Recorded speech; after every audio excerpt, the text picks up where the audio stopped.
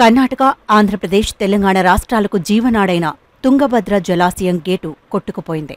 ఈ నేపథ్యంలో భద్రతా దృష్ట్యా మిగిలిన 32 గేట్లను ఎత్తి 1,00,000 క్యూసెక్కుల నీటిని విడుదల చేశారు. అసలు ఈ ప్రమాదానికి కారణమేంటి? ఈ సమస్యను ఎలా పరిష్కరిస్తారు? గతంలో ఎప్పుడైనా ఇలా డ్యామ్ గేట్లు కొట్టుకుపోయాయా? కర్ణాటక, ఆంధ్రప్రదేశ్, తెలంగాణ రాష్ట్రాలకు జీవనాడి తుంగభద్ర జలాశయం. ఈ జలాశయానికి చెందిన 19వ క్రస్ట్ గేటు శనివారం రాత్రి కొట్టుకుపోయింది. దీంతో వెంటనే స్పందించిన అధికారులు జలాశయం భద్రతను దృష్టిలో ఉంచుకుని మిగిలిన 32 గేట్లను ఎత్తివేశారు. దిగువకు 1,00,000 క్యూసెక్కుల నీటిని విడుదల చేశారు.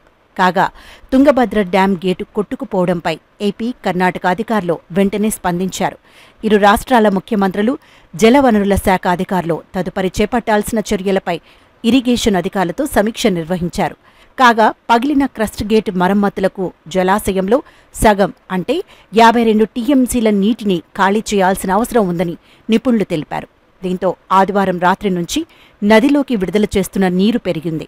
ఈ నేపథ్యంలో కర్ణాటక, ఆంధ్రప్రదేశ్, తెలంగాణ రాష్ట్రాల నదీ తీరాల ప్రజలు అప్రమత్తంగా ఉండాలని అధికారులు కోరారు. ఇంత పెద్ద మొత్తంలో నీటిని విడుదల చేస్తే కర్ణాటకలోని కొప్పల్, రాయచూర్ జిల్లాలో నది ఒడ్డున ఉన్న వందలాది ఎకరాలు ముంపునకు గురయ్యే ప్రమాదం ఉంది. అంతర్జాతీయ సాంకేతిక పరిజ్ఞాన్ని ఉపయోగించి తుంగభద్ర క్రస్ట్ గేటుకు మరమ్మతులు చేపట్టే ప్రక్రియ ఇప్పటికే ప్రారంభమైంది. ఆంధ్రప్రదేశ్, తెలంగాణ, ముంబై నుంచి సాంకేతిక నిపుణుల బృందం డ్యాం వద్దకు చేరుకుంది. పాత గేటు స్థానంలో కొత్త గేటును ఏర్పాటు చేయడానికి కనీసం 4-5 రోజులు పడుతుందని నిపుణులు భావిస్తున్నారు. తుంగభద్ర జలాశయం 133 టీఎంసీల నీటి నిల్వ సామర్థ్యం కాగా పూడిక కారణంగా 105 టీఎంసీల నీటిని మాత్రమే నిల్వ చేయగలుగుతున్నారు.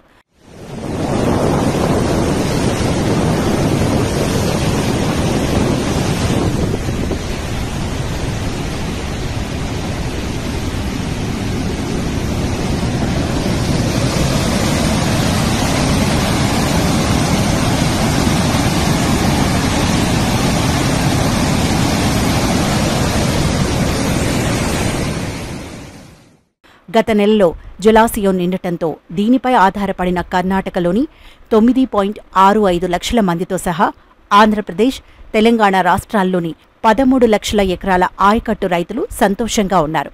ఈ క్రమంలో శనివారం ఉదయం 11:30 గంటల సమయంలో క్రస్ట్ గేటును ఎత్తే గొలుసు పగిలి పెద్ద శబ్దంతో గేటు కొట్టుకుపోవడంతో సింగిల్ క్రస్ట్ గేటు నుంచి 35,000 క్యూసెక్కుల నీరు బయటకు వచ్చింది. ఒకే గేటు నుంచి భారీగా నీటి ప్రవాహం రావడంతో జలాశయం కంపించింది. దీంతో ముందు జాగ్రత్త చర్యగా శనివారం రాత్రి మిగిలిన గేట్ల నుంచి నీటిని విడుదల చేయటం ప్రారంభించారు. ఆదివారం రాత్రి వరకు నదిలోకి 1,00,000 క్యూసెక్లకు పైగా నీరు ప్రవహించడంతో హంపీలోని కొన్ని కట్టడాలు నీట మునిగాయి.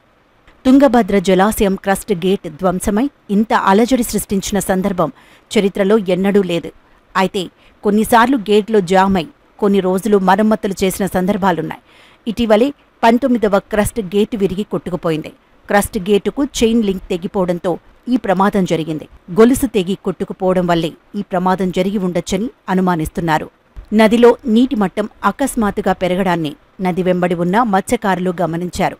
ఈ సమయంలో తుంగభద్ర జలాశయంలో పెద్ద శబ్దం రావడంతో నైట్ షిఫ్ట్ సిబ్బంది అప్రమత్తమై పరిశీలించారు. వెంటనే ఉన్నతాధికారులకు సమాచారం అందించారు. కొప్పళ, విజయనగర్, తుంగభద్ర కడ, తుంగభద్ర బోర్డు అధికారులు సంఘటనా స్థలానికి చేరుకుని క్రస్ట్ గేటు పగలడంతో నీరు వృధా అవుతున్నట్లు గుర్తించారు. ఒక క్రస్ట్ గేటు వద్ద భారీగా నీరు ప్రవహిస్తుండటంతో జలాశయం కంపించటం ప్రారంభమైనట్లు అధికారులు తెలిపారు. కర్ణాటక ఎమ్మెల్యే రాఘవేంద్ర హితాల, మంత్రి శివరాజ్ తంగదగి తదితరులు అర్ధరాత్రి వచ్చి అధికారులతో చర్చించారు. ఆ తర్వాత జలాశయం భద్రతా దృష్ట్యా మరిన్ని గేట్ల ద్వారా నదిలోకి నీటిని విడుదల చేయాలని నిర్ణయించారు. తుంగభద్ర జలాశయం నిండుకుండలా మారడంతో జలాశయంలో ఉన్న 105 టీఎంసీలకు గాను ఇంకా 52 టీఎంసీల నీటిని నదిలోకి విడుదల చేయాలని ఉన్నతాధికారులు నిర్ణయించారు. అకస్మాత్తుగా వదిలేస్తే నదికి వరద వచ్చి మరో వివాదానికి దారితీస్తుంది. దీంతో జలాశయం నుంచి 1,00,000కు పైగా నీటిని విడుదల చేస్తున్నారు. ప్రతిరోజు 10 టీఎంసీలకు పైగా నీటిని నదిలోకి విడుదల చేయటం ద్వారా జలాశయంలో నీటి మట్టాన్ని తగ్గించే ప్రయత్నాలు చేస్తున్నారు. ప్రస్తుతం 5 రోజుల్లో గేటుకు మరమ్మతులు చేపట్టాల్సి ఉండగా 10 రోజులు సమయం పట్టే అవకాశం ఉందని తెలుస్తోంది. జలాశయం నుంచి నదిలోకి నీటిని విడుదల చేసే పరిస్థితి చెక్కపడటానికే 6 నుంచి 8 రోజులు పడుతుంది.